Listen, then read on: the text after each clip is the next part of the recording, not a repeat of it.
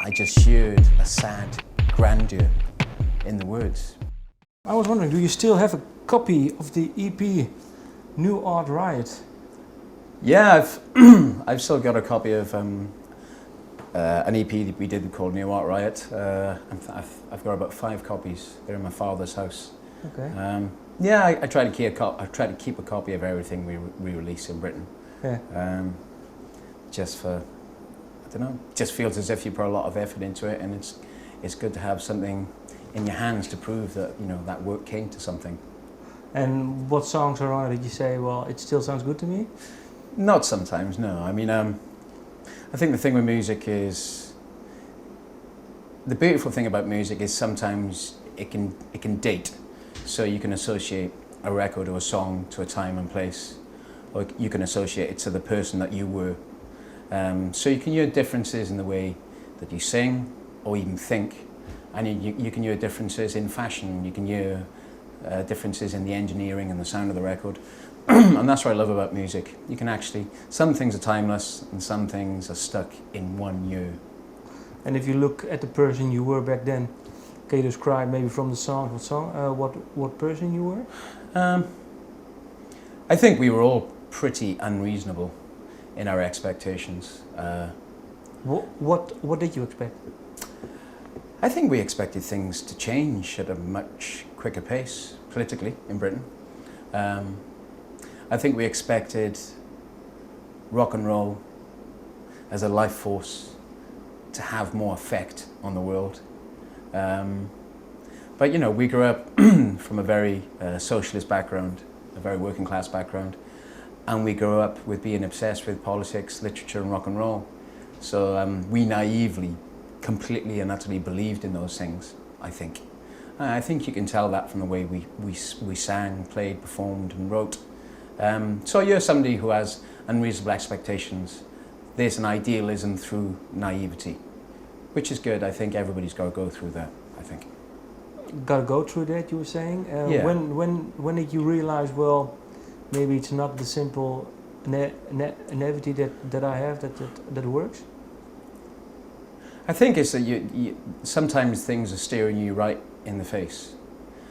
And I suppose as we progressed to the 3rd album, The Holy Bible, I think we became more nihilistic because we realized that to be positive or to be right, or what you thought was righteousness, sometimes is not enough.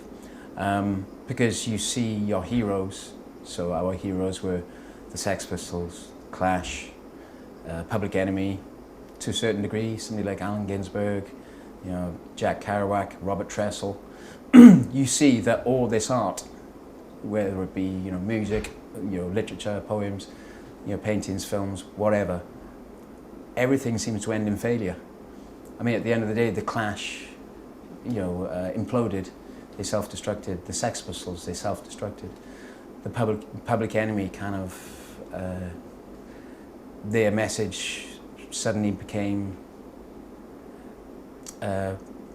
invisible to the mainstream. How come? So it just people stopped talking about them. No, but I mean, I mean, all those bands you talk about. How come then? Well, one band implodes, one message becomes more mainstream. I think basically, it's good to start out with the belief that rock and roll can change things, or art, or any of the art forms. It's good to have that belief because that fuels you and that sends you forward. But I think, you know, that is tempered by the reality when you get older, that you realise that it's just what you do is the most important thing, or if you enjoy it, or if you believe in it. And if it affects 1 or 2 or 3 or 4 people, that's enough. But to have other expectations is probably unrealistic. And that's cool. I think, you know, this is the same with, you know, in politics there are more than one stream of thought. You know, in Britain at the moment you have a coalition government. You have Tories, Lib Dems and the Labour on the outside. How can you ever expect people to all think in one way? You know, it's impossible. But you have those expectations when you are young.